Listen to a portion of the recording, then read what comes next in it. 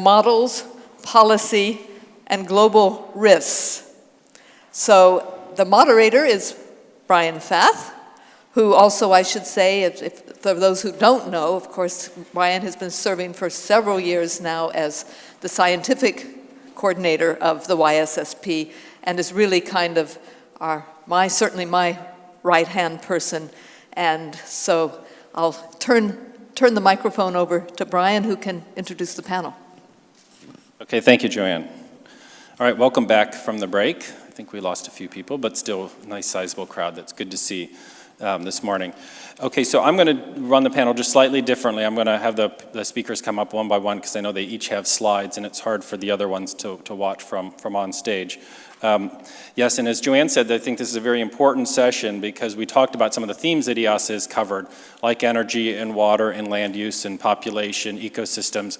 But of course, behind all of that are the models that IIASA has been developing, famous for RAINS and to GAINS and MESSAGE and now GLOBIOM and many others that I'm probably forgetting. So this session is on models as well as risk and the third topic, right? Policy, yes, of course. So without further ado, let me invite our keynote speaker, who's Vladimir Salnikov, who was YSSPer in 1996. And Vladimir has several positions that he's currently holding. The first one listed is that he's Deputy Director of the Center for Macroeconomic Analysis and Short-Term Forecasting in Moscow. So Vladimir. Well, thank you. Dear colleagues, I do appreciate the opportunity to be here and celebrate with you the anniversary, and it's a really big honor to me to speak at the symposium. Thank you very much. So the time is limited, only 15 minutes, so I would like to stress briefly on some quite, as far as I can see, rarely mentioned issues and consequences of the new technology wave.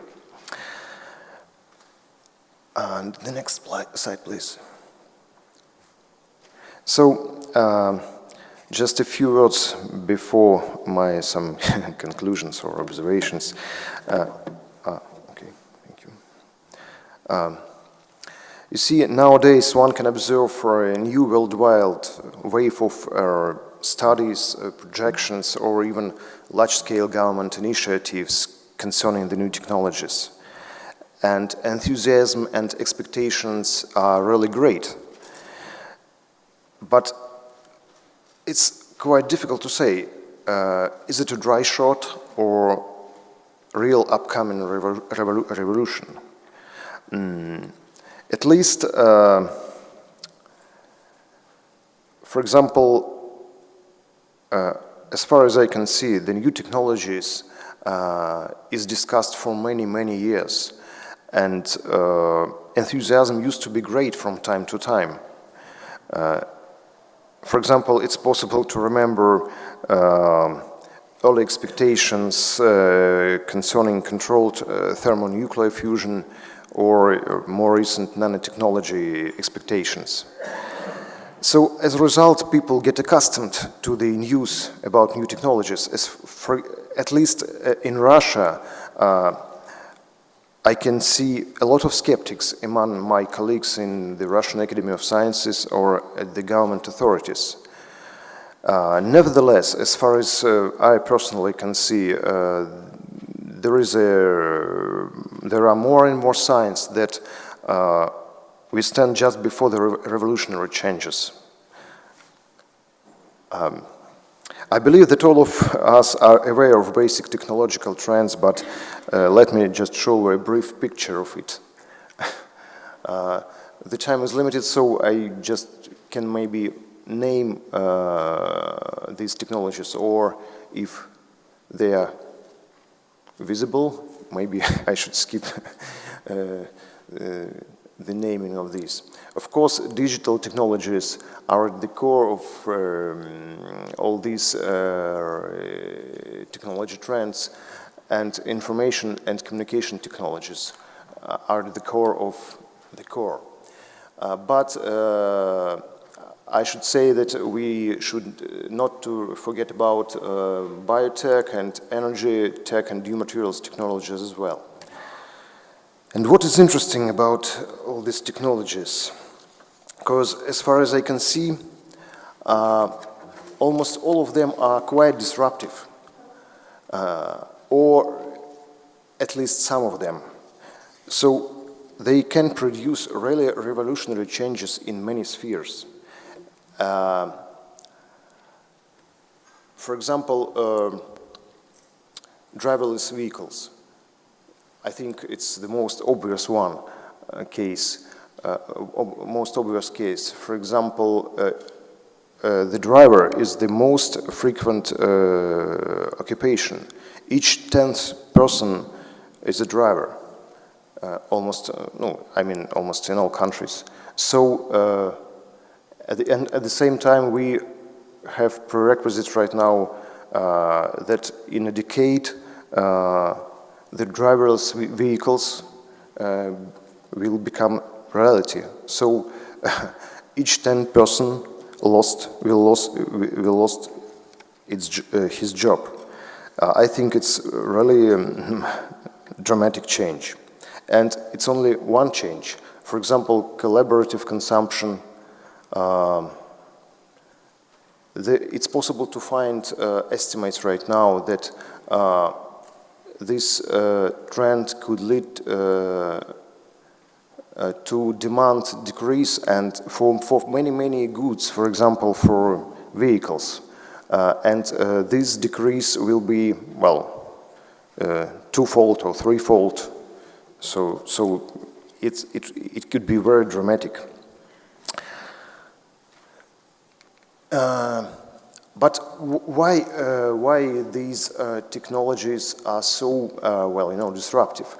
I think that the simple answer is that we have transformation of quantity into quality right now. So of course the basic triggers are at the digital technologies. Progress in electronics, first of all, in terms of speed, size, energy efficiency, costs, and progress in algorithms and interfaces, and the rise of smartphone, of course. It's the consequence of previous progress, but at the same time it's the cause for further quite revolutionary changes. So what are the outcomes?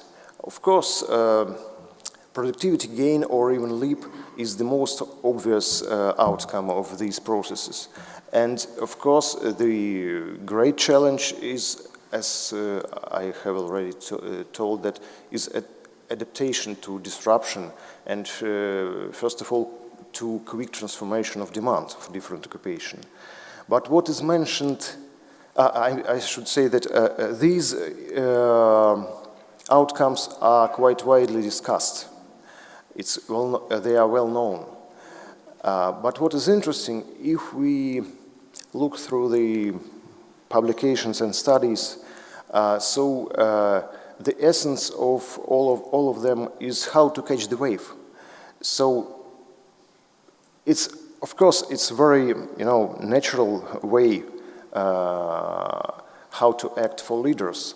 But what are the side effects for the rest? I think it's a very important question, because of course it's very important to be a leader, and it's very great if you're a leader, but they will have the whole spectrum of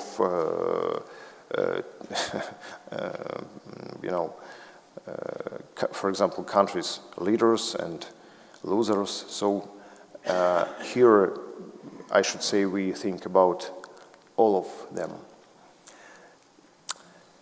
So, I should say that from macroeconomic point of view, what is the most interesting effect of new technology wave is that many non-tradable services turn into tradable. Because, and it's quite dramatic shift, I think that we can see at least completely new map of world trade and services in a decade. And by the way, this is trillions of dollars, if we would like to measure it in, for example, in terms of money. The second less discussed outcome is strong favorable conditions for monopolization in services and world-scale monopolization. One type of service or one world company, it's quite, natural way of what we are already observing. And what is quite important, at least for Russia, is useless commodities, I should call it like this. Peak oil demand has been discussed for maybe 2 years already. What is interesting, a decade ago we had a discussion about peak oil supply, but right now it's a peak oil demand. And it's quite widespread theory right now already. The question only in time, peak oil, whether we'll see peak oil demand in, for example, 2040 or later or earlier. And some researchers told us that even 2030s is a quite probable period for peak oil demand. But what is interesting, peak oil demand in 30s or even in 40s means $15–20 per barrel in 20s, because there are many countries with quite cheap deposits of oil, and as soon as they realize that the peak oil demand is reality and not a hypothesis like now, they start to produce more and more oil. But, well, okay, not only oil, slowing demand growth for other commodities is another reality. And as I mentioned before, for example, demand for cars can drop 2 times, for example. And it's quite possible. So,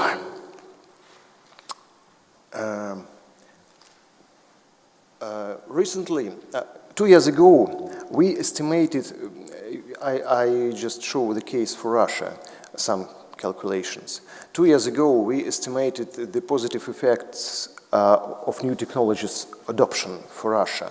We have a pool of experts. They produce direct estimates for different indicators, and we then produce integrated final estimates for the whole economy and sectors using input-output tables.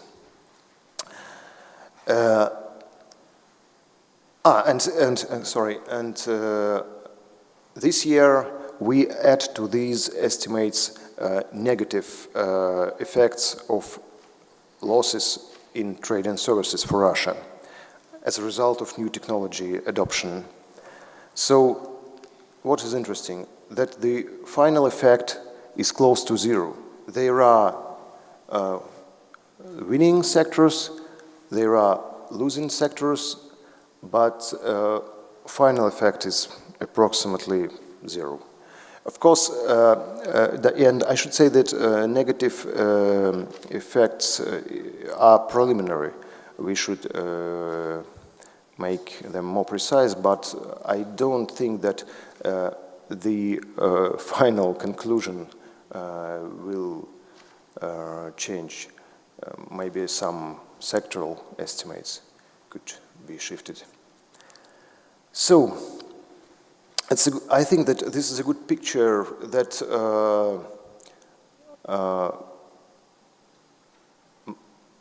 Russia is just an example, that there is a certain type of countries that win nothing as a result of, that will win nothing as a result of the progress. So, more widely, I should say that the outcome of the new technology wave is the huge redistribution of value added among countries. And net gain for current leading countries, or more likely companies, But as far as I can see, most of these companies are located in United States or somewhere there. Alternative is quite, unattractive, because strong government regulation and even maybe new trade war for trade and services. And as I should already said, zero effect for certain countries. So, and of course, substantial net losses maybe for current commodity exporters, especially not for Norway, for example, because Norway is preparing for the future, but for many other not so clever countries. So I should say that we could expect increasing risks of instability and conflicts here, and increasing gap between the most developed and least developed countries and the most developed and developed countries. So I think that it will lead to additional migration challenge. It's quite important right now, but it will be even more important in recent future.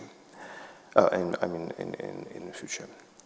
So, in conclusion, I should say that we need additional effort to consider the whole spectrum of the new technology wave consequences and all the risks. We should look for, possible win-win solutions in regulation for new trade and services. And of course, as far as I can see, migration is a very important topic, and it must be more important in future. The key topic is inclusion, and as far as I can see, political correctness should not impede the research. Okay, thank you, and I'm ready for questions. Okay, thank you, Vladimir. So we'll take the questions at the end with the group discussion.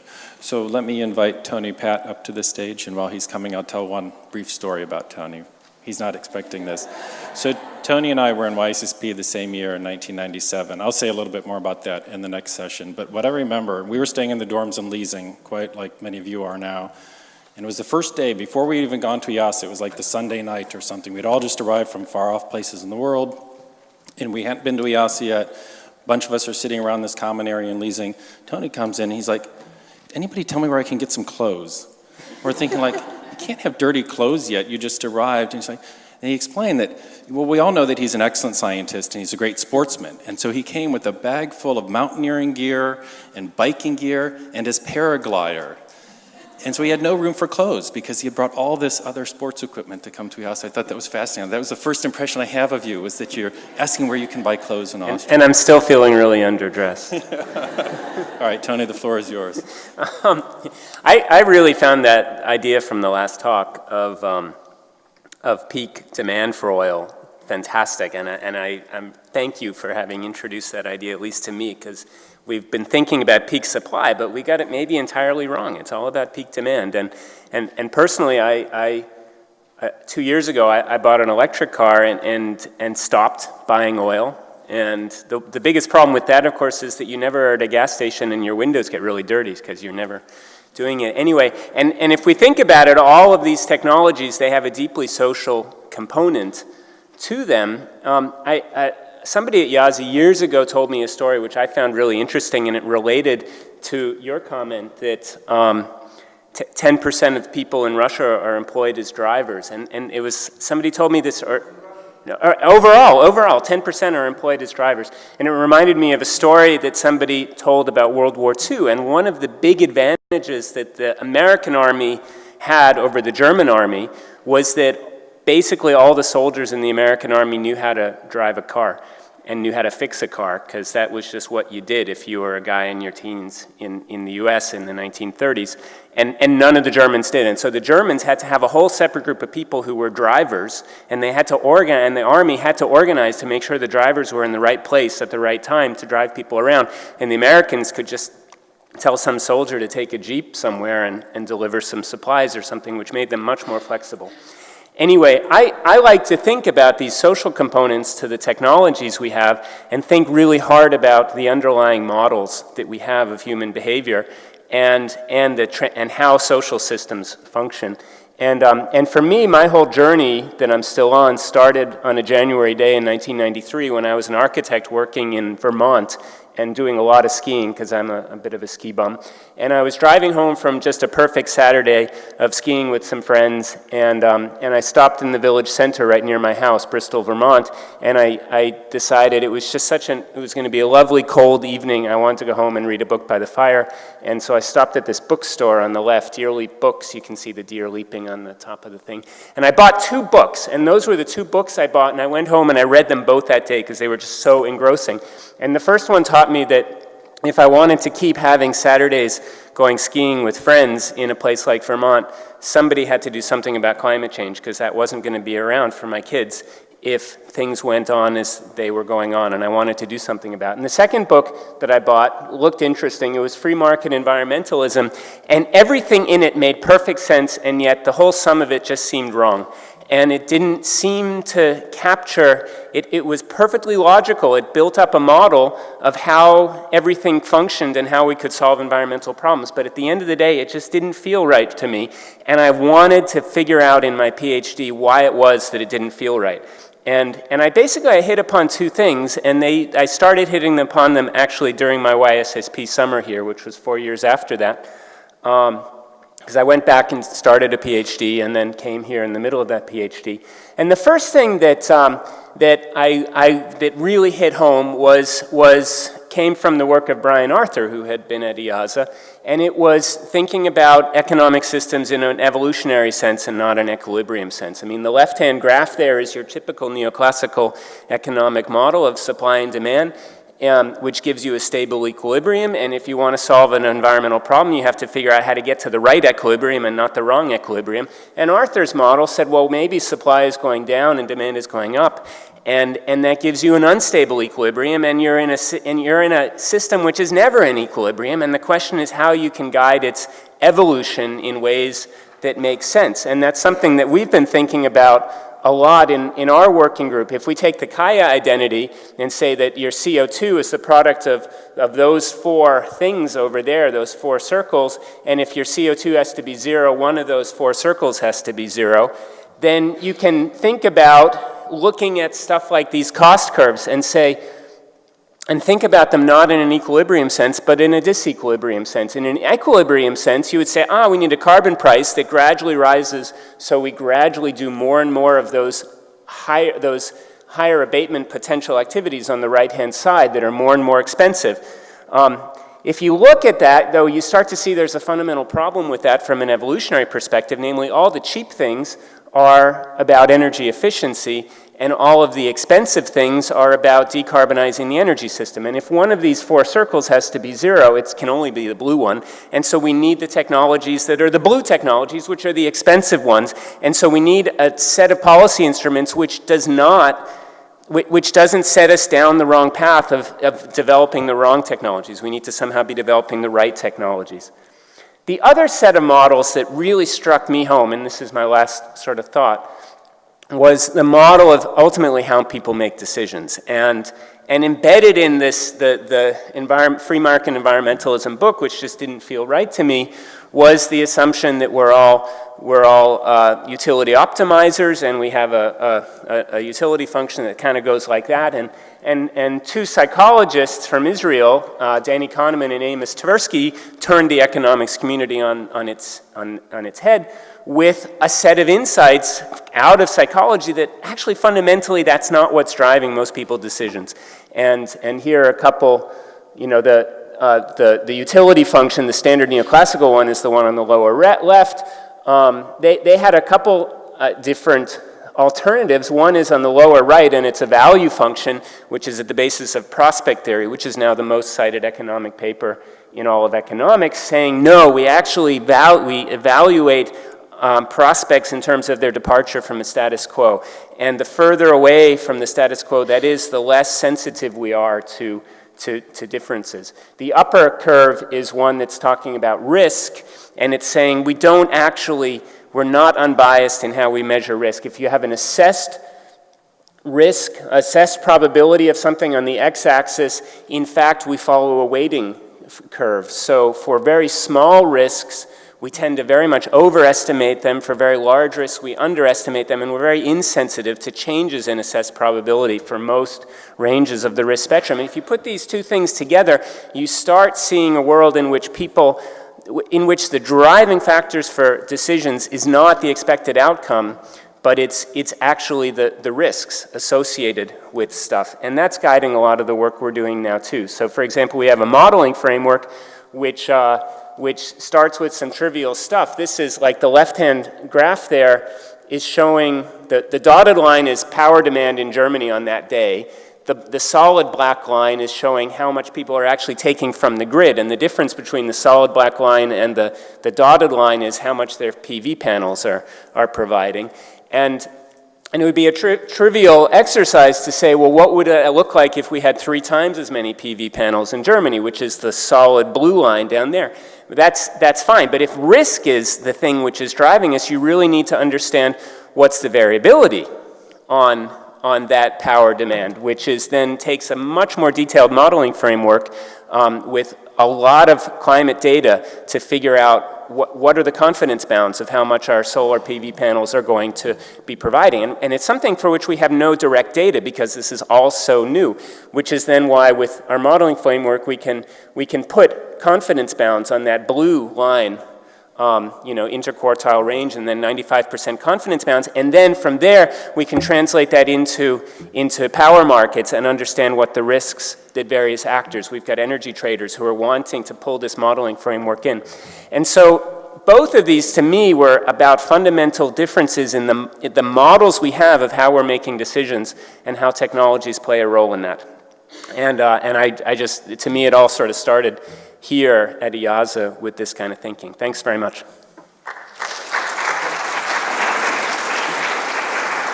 Thank you, Tony. Very nice, perfectly on time. Okay, so now moving to our second respondent, we have Gernita, who is coming to us from the Carlson School of Management at the University of Minnesota, and a YSSP in 2004. 2004, excellent.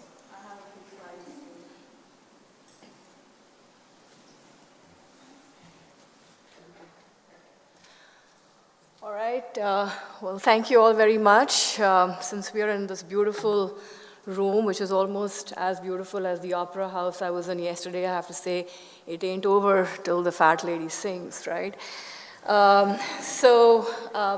I'm also going to be talking about old problems and new technologies, building off of comments that Vladimir and Tony made. As it turns out, the year I was here in the YSSP program, Brian Arthur was the visiting senior fellow in the Transitions to New Technologies group. And the spring before I arrived, I had actually been reading some of his work, his pioneering work on increasing returns and on complexity theory. And some of those ideas were really starting to come together in some of my own work, which was looking at alternative fuel technologies, particularly fuel cells. So I was here in 2004, and around that time, is this the pointer? Sorry. Around that time, Toyota had just about introduced its hybrids. And those hybrids were still pretty hard to get. They were still being manufactured mostly in Japan, and there were long wait times.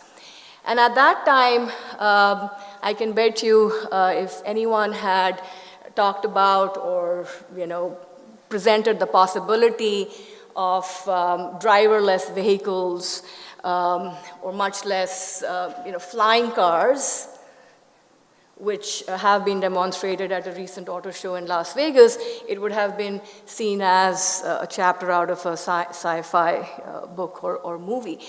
But as you can see from this evolutionary path, which again resonates well with Tony's comments earlier about this being an evolutionary process,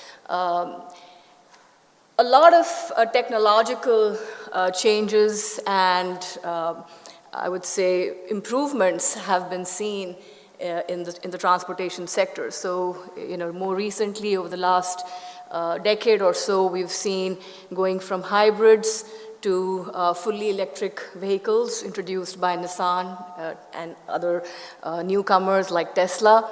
And alongside these electric vehicles, we're seeing Toyota stick to its fuel cell technology and introduce the fuel cell Mirai in 2015. And then going further, we're seeing research in terms of driverless cars by Google and Apple, and even new entrants like Uber, who are very much part of the ride sharing and the sharing economy in general, as well as developing countries like China become big players as they set their own targets, but also pour in a large amount of financial capital in developing new companies like Faraday. So I think two consequences of this transition that we've seen in a very short period of time, and these consequences that I'm mostly interested in are pertaining to companies which are an important part of the systems that we want to analyze. So Tony talked a little bit about some of the behavioral aspects, and Vladimir talked about some of the economy-wide effects of technological change, while I'm interested mostly in the role of companies and what this technological change means for firms in particular. So the first, I think, key question or challenge for business strategy and policy is the difficulty in predicting and preparing for the nature of technological change. And I think what is also notable in this realm, even though we're talking about the transportation sector, is that a lot of high technology companies, such as Facebook, Amazon, Apple, Microsoft, and Google, are engaging in technological innovation, which is going to change the nature of the way we drive or the way we transport ourselves. Witness recent efforts in terms of entering the media business, driverless cars, using artificial intelligence by monetizing the data that we put on social network websites as well as retail. And all of this is going to have an impact on the transportation sector, if not in direct ways, in indirect ways, and becomes an important aspect of analyzing the system as a whole. In addition, I think we have new entrants, which could not have been anticipated 10 years ago. A company like Tesla coming and shaking up the auto industry. Existing incumbents like GM were forced to wake up and respond and move their R&D engineers from the R&D development to manufacturing. So I think new entrants here are playing an important role. And finally, industry convergence, as we're seeing a number of different industries come together, computing and mobile phones and retail, as I pointed out earlier. So I think that's going to be an important challenge for companies in terms of predicting and preparing for this change. The second, I think, big question and challenge for companies is going to pertain to the development of platforms. So moving from the early stages of technological innovation to the later stages of technological innovation. This is something that I've been focusing on now more in my recent work.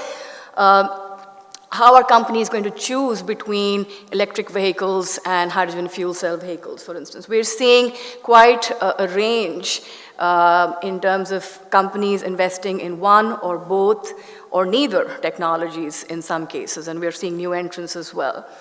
And so the question here is, are these organizational drivers, competitive drivers, or regulatory and institutional drivers that are going to shape the way companies make their choices in terms of which technology or which platform they're going to be adopting? And then, relatedly, are these platforms going to be competitive, driving out each other, or complementary? Because I have some data that I've been collecting, and I'm going to be talking about this tomorrow at a different session. We're seeing a lot of infrastructure investment in electric vehicles, both in terms of manufacturing, but also in terms of the refueling infrastructure. We're seeing a lot of investment pour in, but we're not seeing comparable investments in hydrogen fuel cells. And yet, certain companies like Toyota and Honda and Hyundai continue to invest in these alternative technologies. So, what is the rationale here for companies to be making these choices, and how are they going to rationalize this going forward? So, in terms of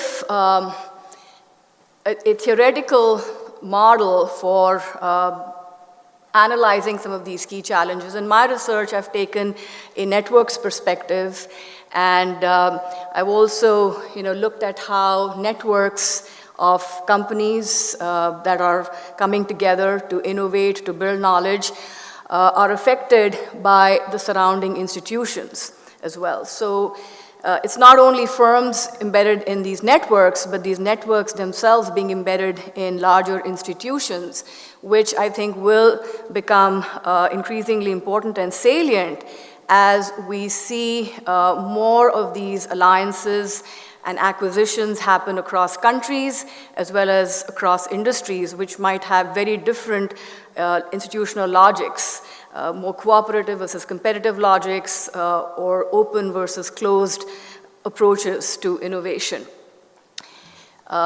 So here, what I'm trying to depict is that the networks themselves may be parceled out into different institutional settings. They might span different institutional contexts. The same network could be, at the intersections of different contexts, and this creates the possibility of institutional conflicts and contradictions, which will need to be resolved as companies are compelled to form more alliances and seek out the external knowledge that is not only within their own national innovation systems, but also more globally dispersed.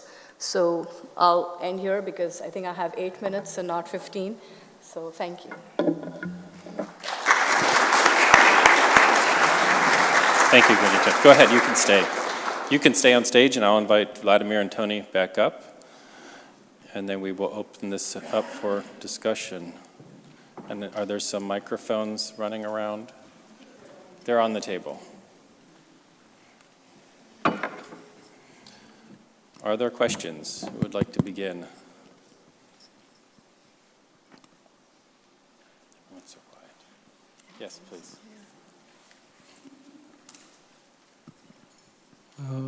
Just in terms of the technology role, yes, we all agree that technology could play a very important role for energy transition and for many big challenges globally.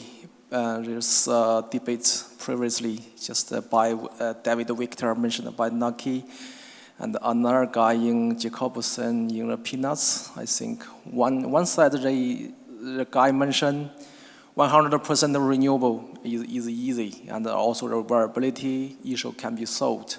Another side, that's mainly the IPCC community, I think. Maybe IIASA play a role there. You mentioned even such a expectation is too optimistic, and even without economic consideration. So from your perspective, how you envision such a future? The role of technology that's already there, or still much more challenging is still there if we want to solve the climate problem? The solve means that we achieve the 2 degree or well below 2 degrees. Thanks. There's some microphones there. Nobody wants to go first. A few weeks ago, I saw this interview of Bill Gates, and Bill Gates said he wakes up every morning and thinks about all the technologies which are out there for renewable energy, and he's incredibly optimistic that we'll get to 100% renewable and very quickly. And I have to say, I wake up every morning and I sort of think the same thing. And then Bill Gates says, and then I go downstairs and I make the same breakfast I've ever made. I put two slices of toast in the toaster and turn on the coffee maker, and I realize how much of a creature of habit I am. And I see all this inertia in the system, and I get incredibly depressed and think, no, none of this is ever going to change within my lifetime. And I guess, to me, there is this tension between these two things. Personally, I'm incredibly optimistic, and that I think we've passed a tipping point. I hesitate to use the term tipping point, but I think we've passed a crucial point with respect to energy, that now it's, without a doubt, the cheapest ways of getting modern energy are from wind and solar power. And it's not yet reliable, but I think we haven't yet, until just about now, we haven't even had to think about how to make them reliable and how to store the quantity of energy. And we always are surprised with the speed with which we can invent things when we need to invent them. And I'm very optimistic that actually that it can go faster than we have imagined, the transition. And just as Jeff Bolecki said, in the United States, natural gas is meaning that coal plants are being turned off even though they're perfectly useful. I think it's very likely that we're going to be in a place where people are going to stop driving their gasoline cars, even though those cars have another 10 years of life in them, because, frankly, an electric car is just cooler and a lot more fun to drive. I have an electric car. The best thing about an electric car is it goes incredibly well in the snow when you want to go skiing, because it's got this huge battery, and they're just fantastic in the snow. And they heat up? What? And do they warm up as well? Sure, yeah.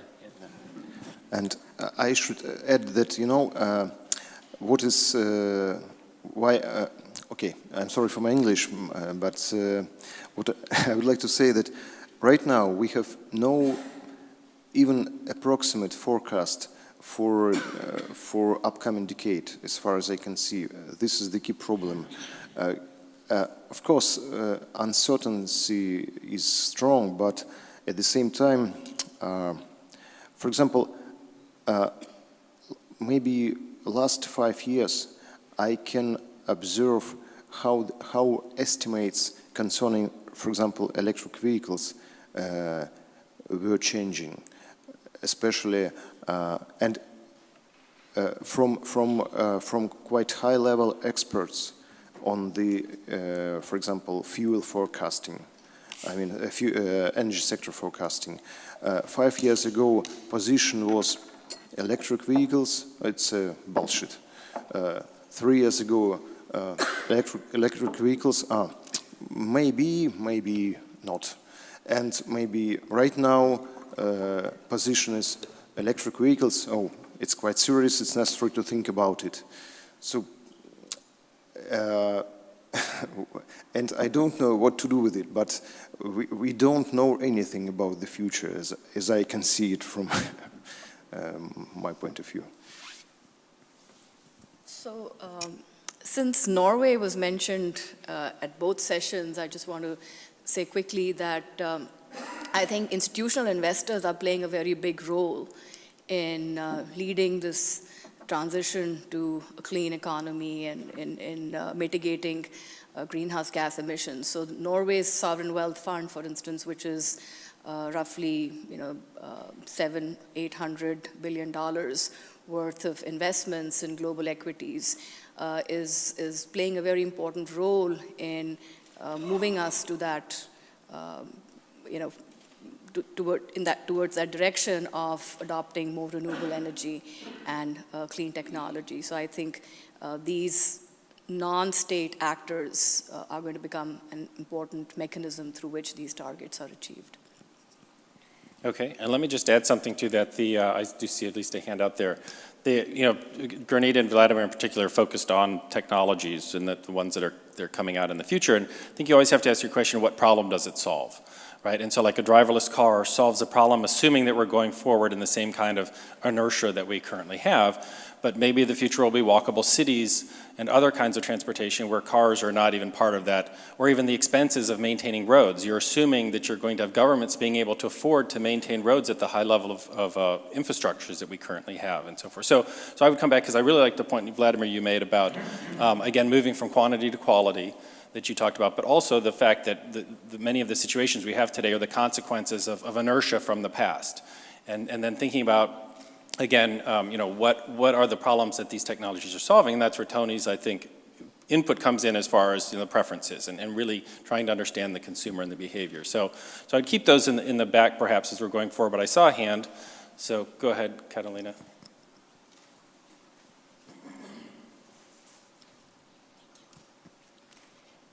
Hello, my name is Catalina. I'm a current YSSP. So yeah, coming back to this view of the optimism, I want to also be in this wave of optimism, but I also can see, for example, with the example you say about Norway, there is clearly some interest of people who in the past already invest huge amount of money in previous technologies. And it's a little bit discouraging that if you see, for example, in Europe, of course, there is a lot of law and policy in bringing, for example, for electric cars, for the people to invest in electric cars, for example. But then these countries, for example, like Norway, have some interest in selling the oil they have. And then you have these people doing law in countries, in developing countries, against these kind of things. And I said, I bring an example of something that happened in the country I'm originally, is Colombia. So this week I was reading actually that there was a project of law in the parliament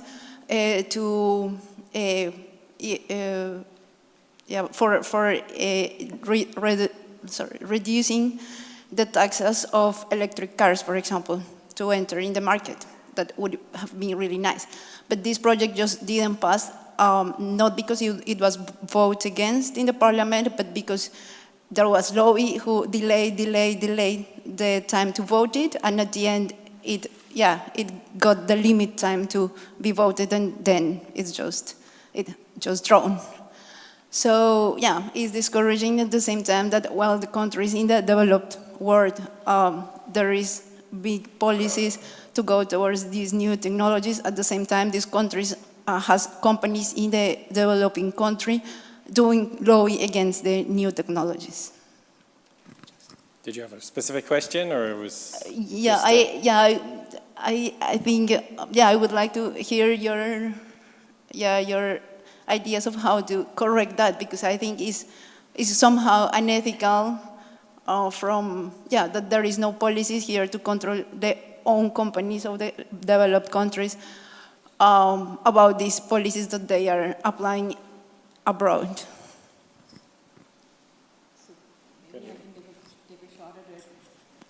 So I've been studying Norway's sovereign wealth fund for a few years, and actually published a study on their responsible investment principles, which are an important cornerstone of their investment strategy.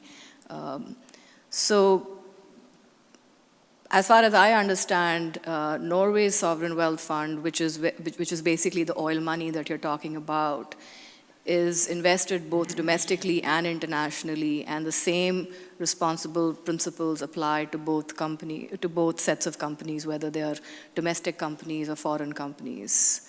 That's one.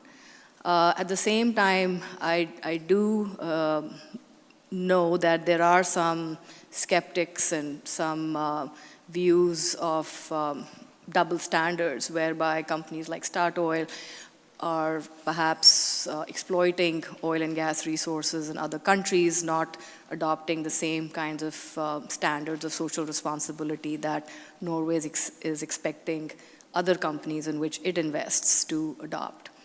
And so we don't have a lot of evidence on that, but I can see that being a reasonable argument. Okay, another question. Hadi in the back. And we'll come to you guys.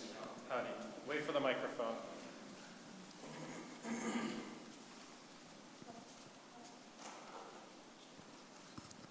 Thank you for very nice, insightful presentations. So, yeah, we talk a lot about Norway today. I'm just wondering that from the news that I've been reading, but of course we all live in our own social media bubble, but from the news that I've been reading, the optimistic side is saying that even the business side, the sustainability trend has left the station. So the people are saying that the choice is really to get on the train or get left behind. So we are really already moving towards sustainability. And from my understanding is that even the business interest is also now going towards the sustainability. And I'm just wondering if you could share what are you aware of, like how much really are the business roles, the business players are really now shifting towards sustainability movements, or am I in this social media bubble that I'm just reading, the news that are portraying the companies that are moving towards sustainability? So I was wondering if you have some insights about how much has the business now shifted towards sustainability, at least the announcement that they have made, maybe not so far the implementations. Thank you. Is it real or greenwashing? Any insight? Anybody want to take a shot at? I'll just give one little example that surprised me positively. In Switzerland last year, we had a referendum to try to the goal. If the referendum had passed, Switzerland would have had 30 years to reduce its ecological footprint to a sustainable level.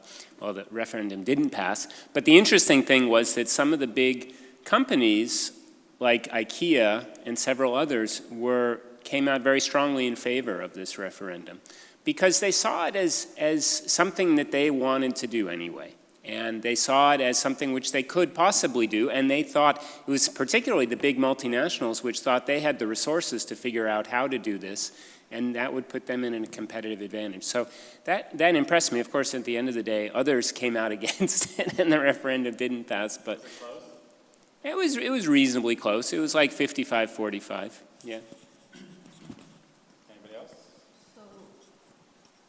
I'll just add to that, and I think IKEA is a really good example of a company which has voluntarily taken the lead in adopting socially responsible standards in its supply chains. Other companies like Nike, for instance, that also has global supply chains, has been quite the reverse in the sense that it took a lot of social activism, it took a lot of negative media for Nike to actually take on certain initiatives, put together the FLA, and become part of industry cooperatives to put in place similar kinds of sustainability and socially responsible kinds of practices.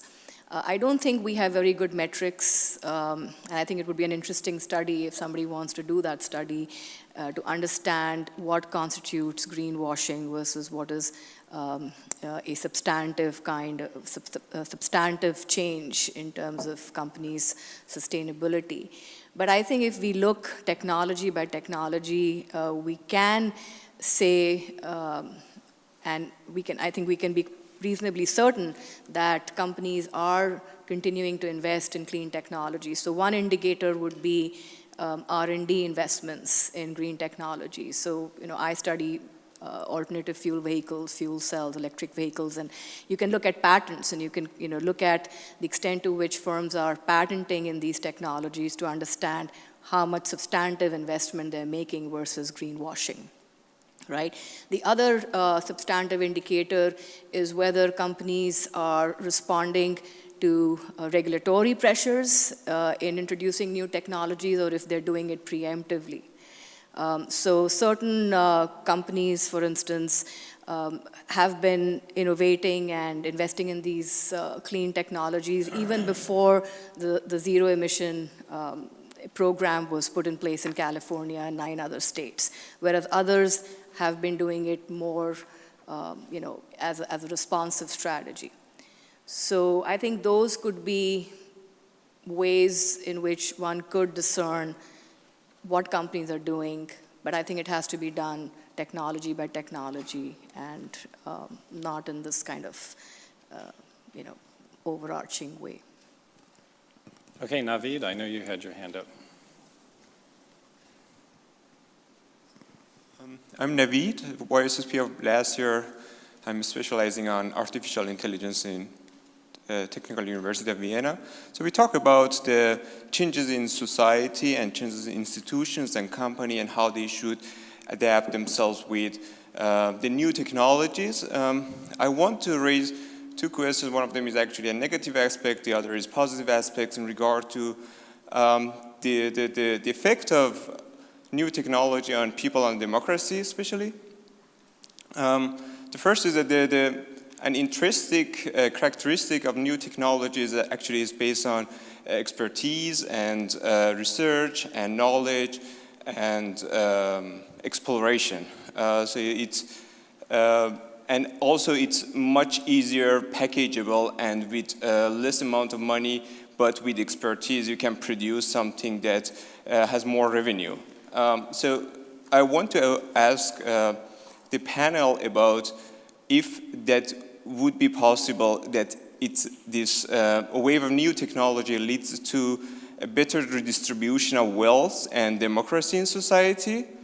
My second question would be a negative aspect of new technology and society, which again comes back to the aspect of expertise, the importance of expertise and knowledge in new technology, and it brings to people who don't have any expertise and what happens exactly to them. So this is kind of, again, redistribution of wealth or the jobs probably will lead to a big part of society that does not have any job or any decent job. So the definition of job might change also.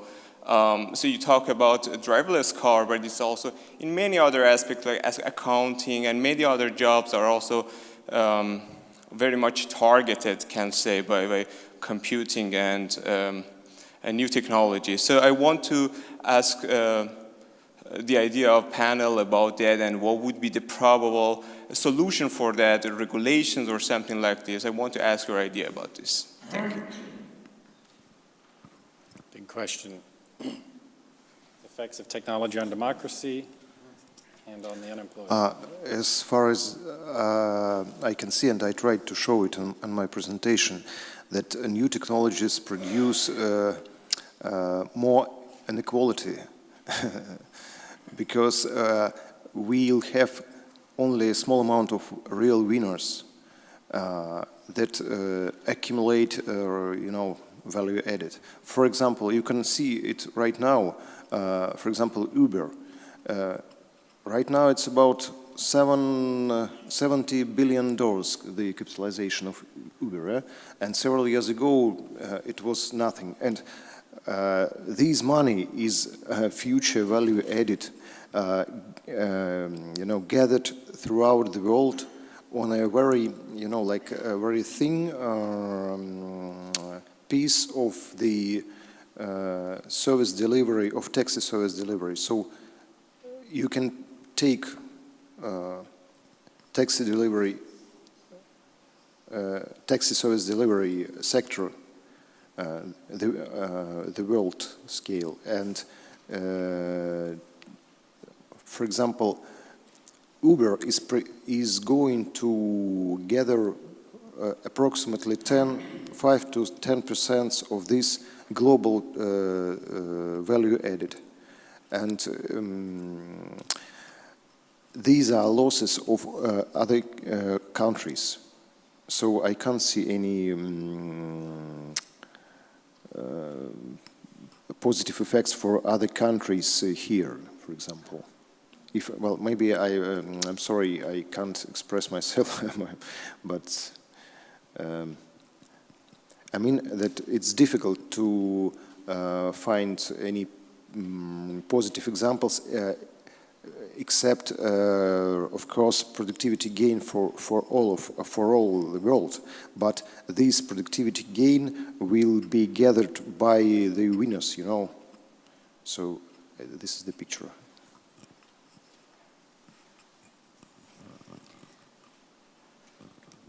I think we might see more redistribution at the global level rather than at the national level. So as we see technological improvements, perhaps some of the lower end of technology jobs and investments will go into other countries. So for instance, coal mining in the US is unlikely to come back.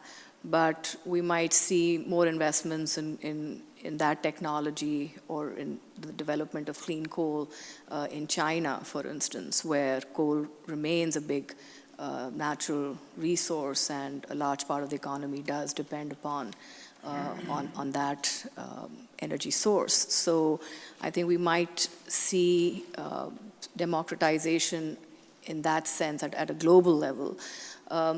I also think that the advent of new technology and innovative companies will lead to similar kinds of models in other countries. Again, looking to countries like India and China, we're seeing competitors to companies like Uber, like Didi, for instance, or even in the e-commerce space, I think we're seeing competitors in these industries. And to me, that's a sign of progress. To me, that's a sign of democratization and development, but it's more at a global scale rather than looking at what's going on within a country. I want to respond to that question very briefly, thinking about one particular kind of set of technologies, and that's energy technologies. And one of the things we often think about is we think about greater equality is good, and in the energy world, a lot of people have sort of positive images associated with a decentralized system.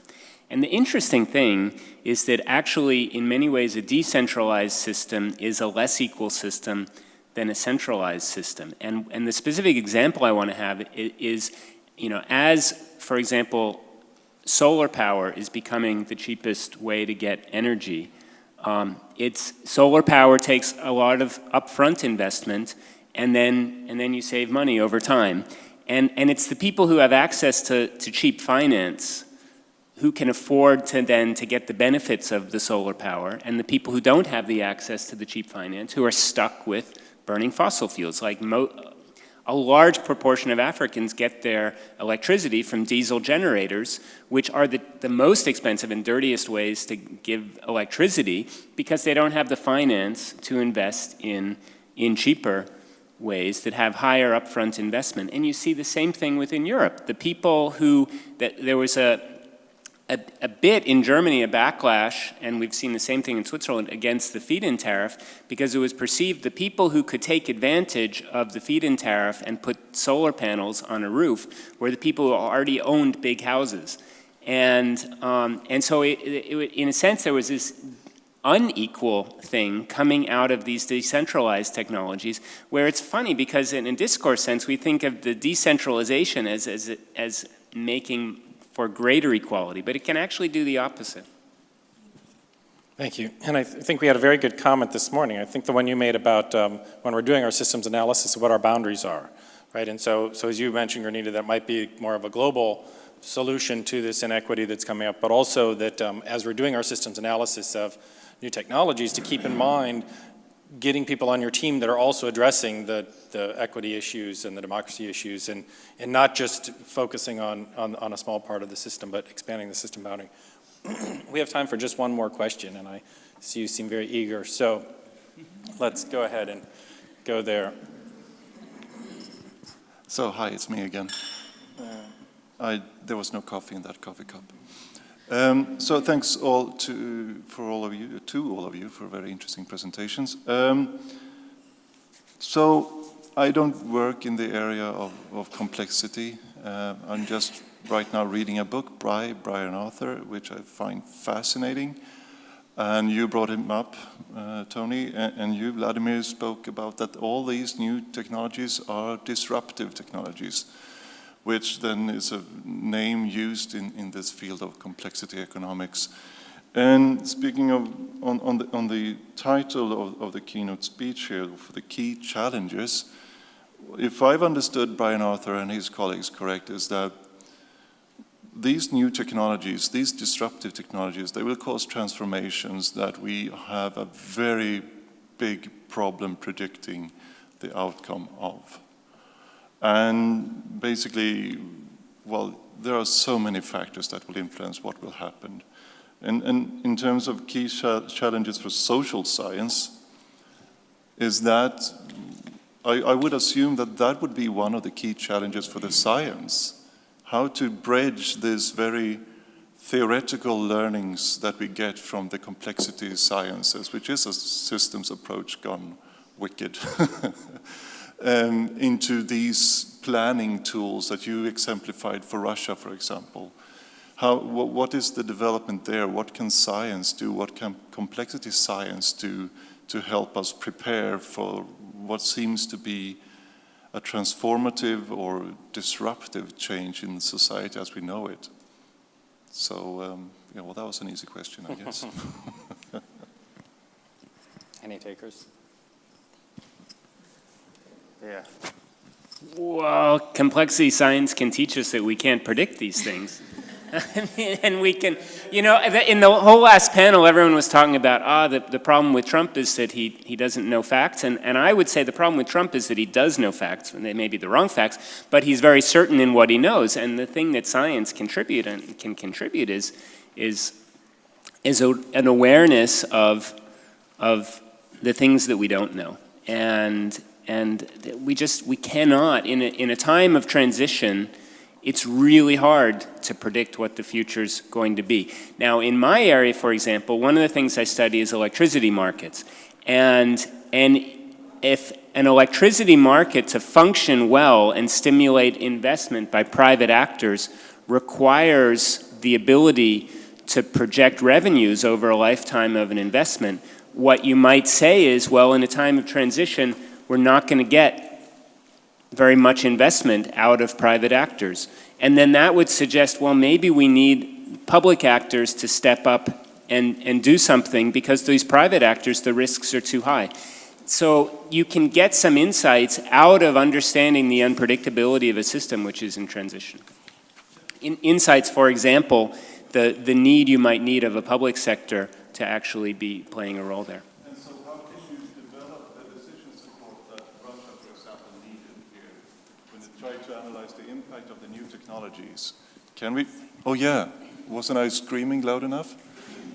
No, so anyway, how can you can you use that to further develop the analysis that we saw for Russia, for example?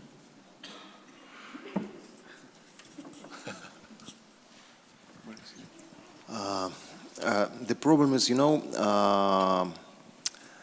maybe it's difficult to deliver the knowledge to policymakers here because just nobody cares. Because many problems will arise maybe in a decade, and it's too long period for current policymakers. This is a very serious obstacle, and I don't exactly know what to do with it. Okay. So I'd say that, for me, the main essence of complexity theory, or the way it has informed my research, is by demonstrating the highly interdisciplinary nature of the phenomenon that we are studying. If you're looking at technological innovation, for instance, to solve global problems, I think this is a highly interdisciplinary problem, which requires different lenses to be used and to be brought together. So we can't just be using an economics lens or a sociological lens or a political lens. I think we need to be juxtaposing the economic, the sociological, and the political aspects within a social science framework And I think that makes this task, quite complex. So to me, that's really the essence and the big takeaway from complexity theory. Okay. Well, thank you. Sorry, we're brainstorming over there. So I'd like to thank the panelists one more time. I think we're going to move on.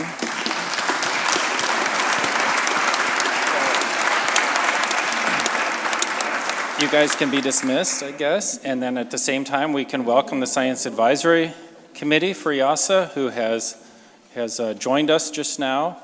And as Naki mentioned this morning, that we've got 3 big events going on simultaneously these days in IIASA, with the council meeting and also the Science Advisory Committee meeting and also the 40th anniversary. So.